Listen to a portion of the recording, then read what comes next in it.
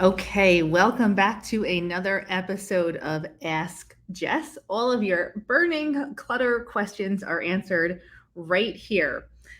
I am Jess Marcy. I'm a clutter coach, and we do this segment once every week. I'm just going to pull up the questions that we have for today. And usually we are on Wednesdays, but today we are on Monday because we have a clutter boot camp coming up. So if you have never done clutter boot camp, or even if you have, I would highly, highly, highly, highly recommend joining Clutter Boot Camp that starts tomorrow and it goes through Friday. Clutter Boot Camp teaches you the foundational skills and mindset shifts that you need to tackle your clutter for the rest of your life. So, not just once, not just twice. We want to get out of the endless loop of decluttering. So, if you're not in Clutter Boot Camp or you haven't signed up and saved your spot, it's $10 for the week. Make sure you go there because it is the one program, the 4 days that really change everything by giving you that foundation of skills and mindset shifts that we never learned as children. So, clutter is not your fault. We live in a day and age where we have to learn a whole new skill set, and that is what we teach in Clutter Bootcamp. So that's coming up starting tomorrow. If you've done Clutter Bootcamp before, let me know in the comments. If you're signed up, let me know. I want to know that you are going to be there. It is the week that changes everything, everything. Okay, so let me just pull up questions for today. And let's see here. Oh, this is such a good question. And if you have other questions that you want me to answer, just pop them into the comments. Today's question: when decluttering something, it tends to look worse before it looks better. Hubby says, I am just moving stuff around. Okay, there are actually two questions in this one question. So, when decluttering, it looks worse before it looks better. That's true. And I'm going to answer that one second. Hubby says, I am just moving stuff around. Now, that is a whole different thing. The clutter shuffle is what I like to call this, when we are moving clutter from one location to another. When you're decluttering, there is definitely some aspect of clutter shuffling going on. But if you are not actually removing stuff from your house, you're not actually decluttering. So you do have to shuffle clutter to declutter and properly organize.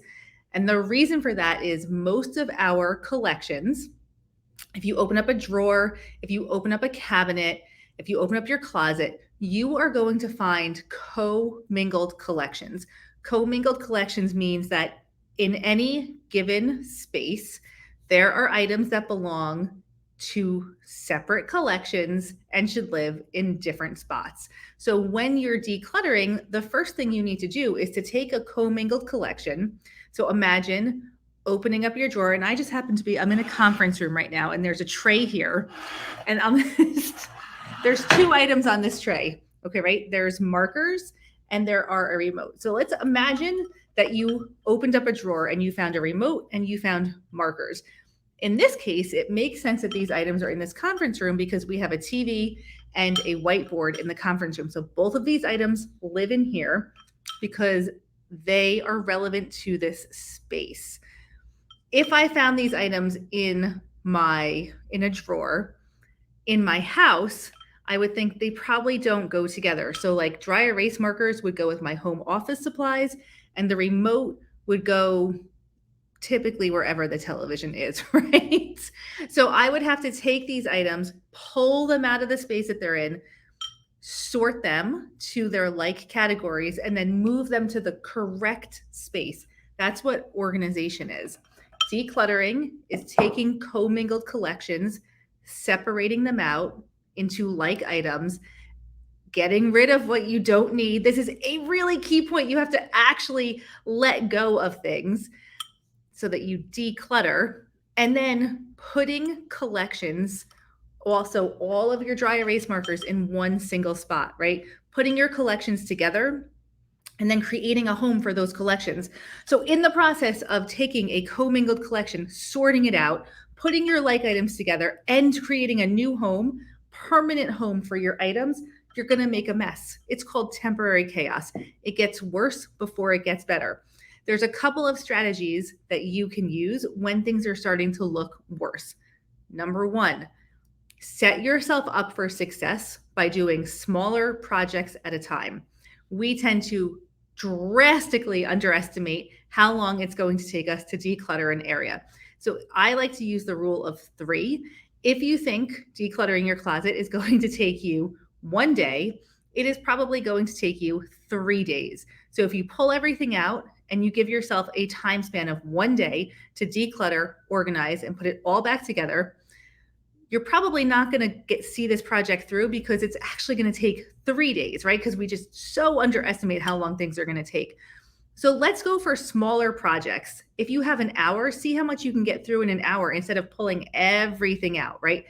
Try to go for smaller projects to optimize your success here because you want to see the project through to completion. Otherwise, you are living in that crazy temporary chaos, which feels so bad.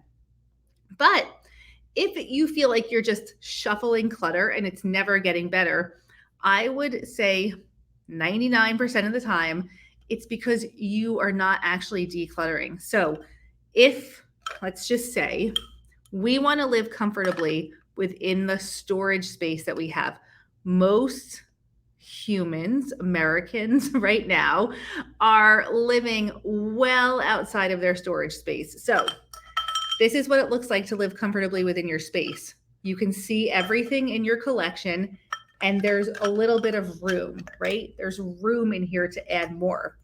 If this is chock full, then you are using 100% of your storage space. If this is chock full and you have more dry erase markers than fit into this whole entire thing, you're living well outside of the amount of space that you have for storage in your house. So if you want to be organized, you have to declutter so that you're living within your storage space. That's what this looks like. There's extra space, right? So if you're just shuffling stuff around and you feel like you're organizing all the time and it never stays, it's because you have too much stuff in that space. So definitely consider how much space you have. Think about what percentage you need to reduce by in order to live within that space, and make sure that you actually are moving stuff out of your house. If you just decide that things are going to be donated or trashed and you put them into a bag or a box and you put them aside and you don't move them out of your house, you don't move them out of your car, you don't actually take them to where they're going, you have not decluttered anything. You have just categorized and then saved it all. So then, yes, you're just shuffling clutter. So number one, always, we need to live within the space that we have. So if I had markers filling this up and spilling out on the side, I would think to myself, I probably have to get rid of 2/3, so 66%, or 3/4, 75% of my markers. I would test every marker, choose the ones that I loved the most, and then if I had 4 markers, I would choose to keep just 1 or possibly 2. I would declutter until I was living within the space that I had. Good thing this jar of markers is here, so it makes for a good example. And I would make sure that whatever markers I decided are leaving actually got tossed if they didn't work, or donated if that was an easy option for me, whatever it is, but moved out of my house. So temporary chaos is a whole thing. It happens when you pull out a lot of stuff and you're categorizing. Shuffling clutter is definitely a thing. And what we want to do is declutter, taking radical responsibility for how much space we actually have and how much we can keep within that space, and then organize and put away, and make sure that you are super realistic about how much time you have for a project, because typically decluttering projects are going to take you much longer, 3 times longer than you think. So remember the rule of 3. If you think you can declutter in an hour, put aside 3 hours. If you think you can declutter in a day, put aside 3 days. But take on smaller projects so that you can get through what you actually take on. The key thing with temporary chaos even if you have underestimated how much time you need, find that time during the week to wrap up the project, because the only way through temporary chaos is to keep working on it. If you let it sit there and everything's out and it's a bigger mess and then you don't wrap up the project, it just creates more complications for your decluttering process. So give yourself the gift of time. Decluttering takes time. That's okay. There's a lot of learning that happens during this time. Give yourself that gift, find the time, prioritize it, and get it done. Woo, that was a great question. Are there any follow-up questions for that one on temporary chaos and clutter shuffling? Who can relate to this? Who has pulled everything out and it's just everywhere, and then you are out of time, things feel worse than they did when you started? Yeah, it is totally. Sorting like to like is very revealing. Emily, that's a great comment.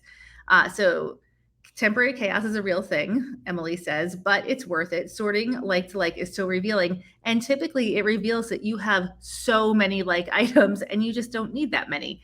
So putting like items together is the key to organization. But remember, you cannot be organized if you're not living within your storage space. And that's like a little key detail that a lot of professional organizers don't talk about. You can't buy boxes or bins your way out of this situation. If you have more stuff than you have space, you will never be organized, period. That is a cold, hard Jess Marcy truth. You will never be organized if you are not living within the storage space that you have.